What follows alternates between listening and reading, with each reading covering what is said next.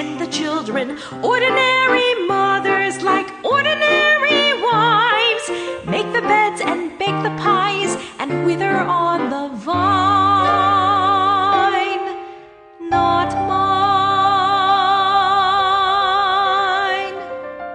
Dying by inches every night, what a glamorous life. Pulled on by winches to recite, what a glamorous life. Ordinary mothers never get the flowers, and ordinary mothers never know the joys. But ordinary mothers couldn't cough for hours maintaining their poise. Sandwiches only, but she eats what she wants when she wants. Sometimes it's lonely, but she meets many handsome galants. Ordinary mothers don't think. Hello, I'm Kendra Spring Classic, and welcome back to a very special preview episode of Reading Between the Lines. This fall has not been easy on my physical health, as I'm sure you've been aware. I finally regained the full clarity of my voice, only to finally get hit by the COVID bullet I've been dodging for 4 years.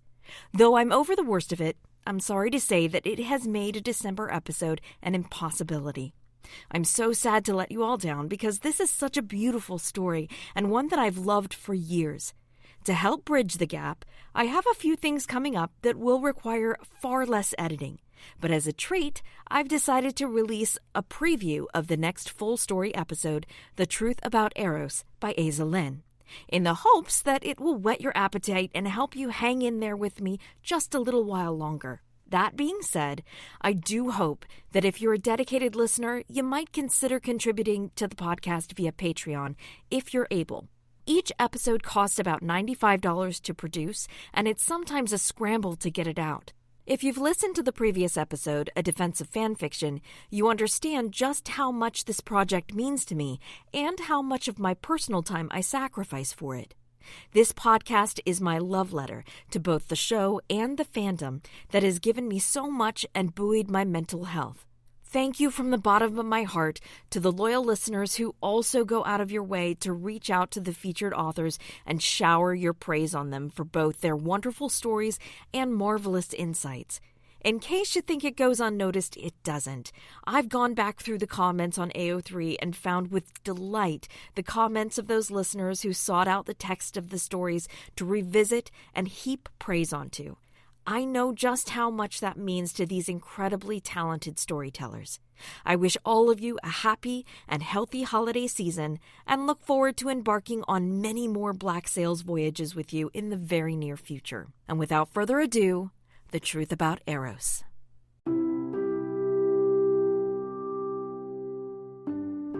The Truth About Eros by Aza Lynn. Silver understood one thing very well. Being fated did not mean you were safe. It did not mean you were loved. He who love touches not walks in darkness. For almost as long as he could remember, Silver could taste salt. He didn't exactly know when it started, but he had a distinct memory of sitting at the table, legs so short he couldn't touch the ground, and complaining that the food tasted bad. He earned a smack across the head for that comment, and was told he should be grateful to have any food at all, which wasn't an uncommon statement in his household. It came and went, the salt, sometimes staying for weeks, months on end, stinging his lips with cracks that weren't there, and filling his nose with the scent of it as a cold burst of air would brush against his face, harsh and briny. He was nearly 400 kilometers from the sea. Fated. That's what they called it. His mother smiled at him, brushing back the curls from his face. She had been fated, she told him. To the father he had only heard spoken of a handful of times in his short life. And it was a wonderful thing, she said. Wonderful, she whispered. There were tears in her eyes. It didn't seem so wonderful to Silver. Being fated meant shivering from the cold in the sweltering summer heat.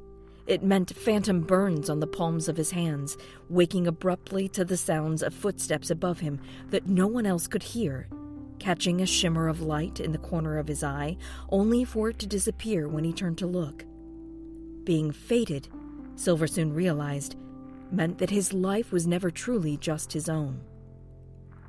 He hadn't been on the crew of the Walrus long before he had heard a few of the men muttering about the captain.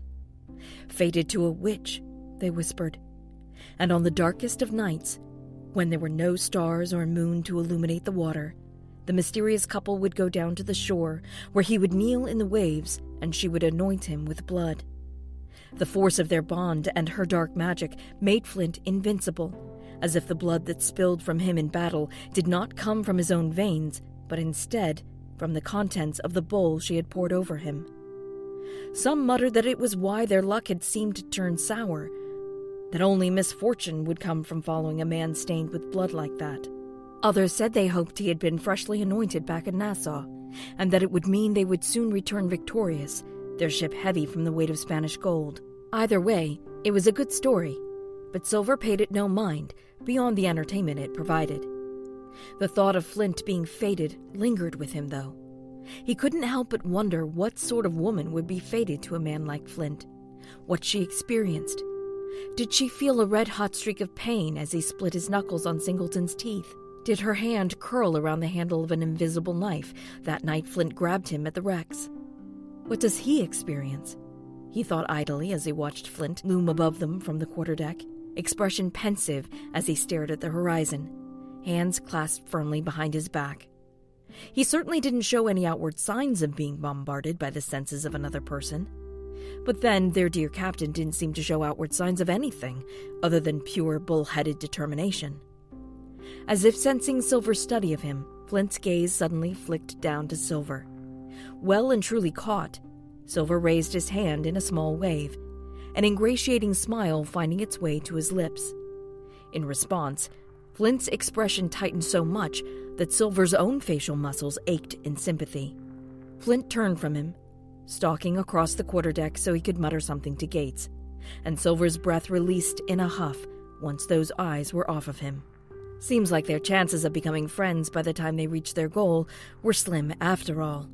Silver also turned away, determined to enjoy the small break in his duties before he was forced back down to the galley to peel more of those damned potatoes. He braced his forearms against the side of the ship and tilted his face up to feel the sun. He licked his lips and tasted salt. When he was 12, he had made a habit of lingering outside an inn a few blocks from where he lived. The owner would sometimes throw him an odd job now and then, running to the butcher to secure meat for the evening stew, or delivering a message for a guest upstairs. Each task paid a small coin, and there were days when that measly amount would make a difference in whether he would eat or not. The owner's wife seemed young to help run an inn to Silver, not much older than him, but it was well known that they were fated and had found each other young, inheriting the inn from his father. When her husband wasn't around, she sometimes stepped outside of the inn to the alley where he was loitering, a bowl from yesterday's stew or a slice of pie in her hand. She would sit with him as he ate, asking him quiet questions about his life that he would avoid answering when he could, outright lie when he couldn't. He liked the way her curly hair slipped from the bun at the base of her neck, the color of it, almost red when it caught in the sun. He liked the way she never called him on his lies, even the terrible ones. She would just let him expand on his stories, her gentle voice making interested comments at the right moments, her smile kind in a way that hadn't been turned in his direction since his mother. When her husband was around, so were the bruises, dark under her eyes and vivid against her cheekbones. He wondered sometimes why no one tried to stop it from happening. But then, after all, who would argue with fate? Silver stopped in the middle of one of his stories once, eyes caught on where her skin split into an angry line on her bottom lip. He asked, didn't it hurt him too? Wasn't that what happened? She had smiled softly, the corner of her lips pulling on the still healing cut. It didn't work like that, she told him. You didn't share everything, and you didn't get to pick and choose what the other person experienced. He thought about when hunger gnawed within him so bad it kept him up at night. He thought about the ache in his feet from walking the city streets all day long searching for food, for money, for anything to make his life better, if only temporarily. He wondered how much his fated experienced, what they thought of the brief glimpses of his miserable life. Then he studied her tired face, the lurid bruise that blemished her pale skin, and had to ask, would you make him feel it if you could choose? She didn't smile sadly at him then, but shook her head, her expression tight and unhappy. You don't understand, she had said. You're too young. But Silver understood one thing very well. Being fated did not mean you were safe. It did not mean you were loved. Silver didn't feel anything when Singleton's sword sliced across Flint's chest. He didn't feel anything when the bullet pierced his shoulder. There was no phantom pain in his hands from Flint killing a man with his fists, no sudden sharp heat as rough metal pierced skin and flesh. But as the captain of the Walrus sank into the depths of the Caribbean Sea, Silver felt his own lungs fill with water. He gasped, one hand pressed to his chest, panting against the pain, eyes locked on the spot in the water where Flint had disappeared. Oh. Realization rushed into him all at once, forcing its way into his consciousness, much like the water currently forcing itself into the lungs of Silver's fated, drowning in the sea below him. He wasn't thinking when he dove in after him. He wasn't thinking when he pushed himself further and further down into the water, when his fingers finally grasped Flint's coat, the burn in his lungs now doubled by his own desperation for air. Wasn't thinking when he dragged Flint out of the water and onto the sand. He had no time and no thought to spare before he realized that Flint wasn't breathing, and he pressed his mouth to Flint's slack lips and breathed for him, dizzy from the sensation of air both leaving and filling his lungs at the same time. By the time Flint was coughing and hacking into the sand beside him, and Silver was able to fling himself down onto his back and just breathe for a moment, he had only one thought at the forefront of his mind. Oh shit. You were destined to meet your fated. That's what everyone said anyway. There was no hard proof for it, no law written by an undeniable god, nothing but anecdotes passed down from generation to generation. It was just common knowledge that was shared from person to person, one way or another, whether you were lucky enough to build a life with them or an unfortunate one who just bumps into them on a busy street. If you are blessed enough to be one of those who have their life bound to another's, you are destined to meet them someday. Maybe that is what drove Silver to the sea. Despite his dislike of it, despite his complete lack of desire to ever meet his fated and have his life so completely tied to someone else's against his will. Maybe it was fate that made him desperate, put him in a situation where he was running, no money and no friends, the law at his back and at the edge of the water. Nowhere to go but across it. He tried to blend into the mass of people at the busy docks, eyes scanning the crowd for danger and opportunity, and stumbled into his only escape. A rickety table manned by a red-faced man with a boisterous voice shoving a flyer in the face of every well-bodied man passing by. War. The Navy needed every fit man they could get. The pay was a pittance, but it came with free room and board while on the ship, and even better, they didn't much care about who you were or where you came from. Silver wasted no time. No sooner had the false name tripped from his lips and landed on his volunteer papers in wet, blotchy ink than he was stepping off the dock and into a launch, being carried away from the shore. Fate. Silver didn't want to believe in it. He all-out denied what his own body told him since the first time he licked his lips and tasted brine, and yet that first night in his hammock aboard the ship, he was able to rest in a way he hadn't since he was a child. The strangely familiar rocking of the ocean lulling him into a deep and dreamless sleep. Not quite what you expected, huh? Silver was startled from his observations of Flint and abruptly turned, feeling caught out. I'm sorry? Billy nodded at the quarterdeck. Mrs. Barlow, she's not what any of us expected, is she? Oh, Silver let out a small breath, relieved, and looked back up. Mrs. Barlow was perched on a chair behind Flint, talking quietly with the Ash girl. Not what he expected, indeed. Her hair was pulled up in a simple knot.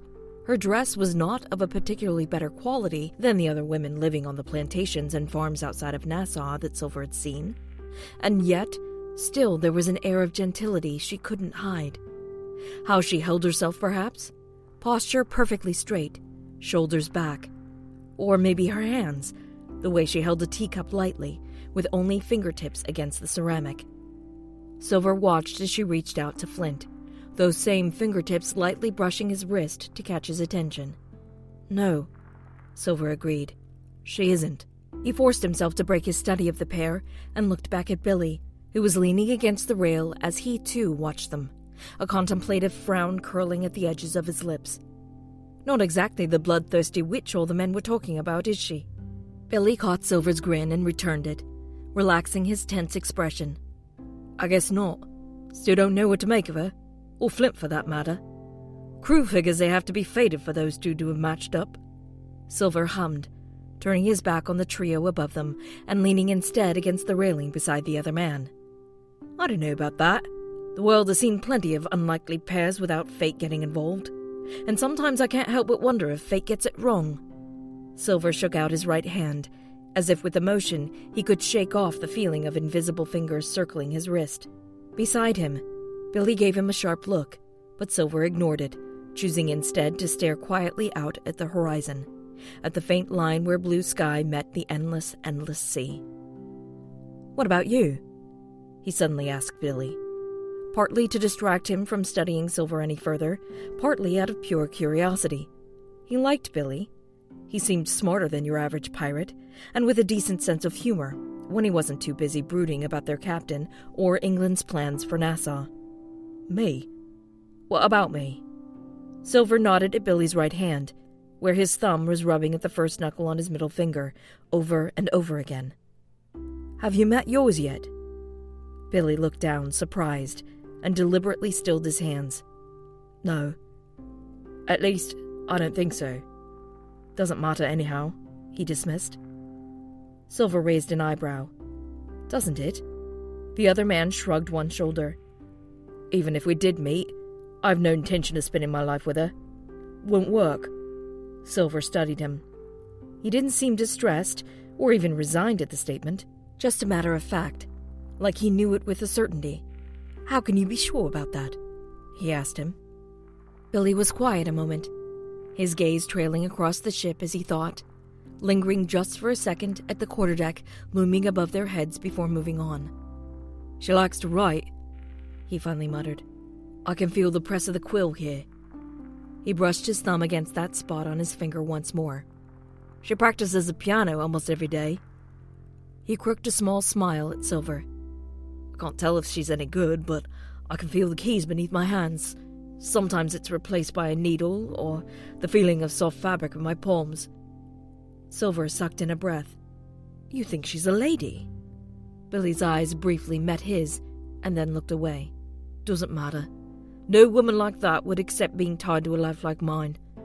Maybe before. He trailed off. Before? Billy shook his head, standing up and away from the railing. I've done too many terrible things in my life to want to burden someone else with them. That's how I can be sure it wouldn't work. His tone was final, leaving no opening for Silver to push further. Silver stepped away from the railing as well, prepared to once more descend below to help Randall prepare the evening meal. If they lingered any more, Flint would certainly take notice. Before he could walk away, though, Billy grabbed his shoulder. What about you? He repeated Silver's own question back at him. Silver didn't insult him by pretending to misunderstand. No, he lied with a smile, deliberately bright and unbothered. He was careful to not even let the temptation to look to the quarterdeck cross his face. I haven't met them. At one point, sometime in his 20s, Silver was hit with a sudden hollow ache in his chest. His knees nearly buckled underneath him from the sensation. His breath came in sharp, struggling gasps, and his throat suddenly felt raw and tight, as if a harsh guttural cry had been ripped from it. The knuckles in his right hand burst into a sharp pain, and he thought for sure for a moment that they were broken. It all faded, just as suddenly as it appeared. All except the ache in his chest. That remained for weeks after, sometimes even appearing months later, late at night, when he had nothing to distract him. Or, he supposed, Nothing to distract his faded. Now, as Silver dragged his consciousness from the edge of the drugged sleep he'd been put into, it took him a moment to recognize the feeling again. At first, he couldn't separate that ache from the ache caused by his leg, the nausea that roiled inside of his stomach. But as his mind cleared, he remembered the feeling, the gnawing, grasping desperation of it, almost like hunger, but worse, eating away at him from inside his ribs. Without air, his eyes found Flint in the room, slumped in the chair behind his desk. His elbows were braced on the surface, face in his hands, fingers tangled tightly in his hair.